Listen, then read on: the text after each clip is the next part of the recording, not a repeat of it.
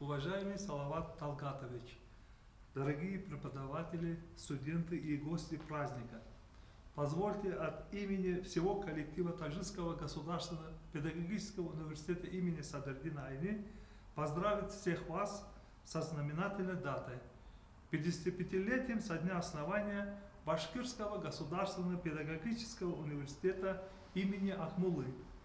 Нет сомнений в том, что сегодня главным компонентом любого цивилизованного государства являются носители педагогических навыков и высоких нравственных достоинств. В современном мире знание и образование являются главным фактором развития общества.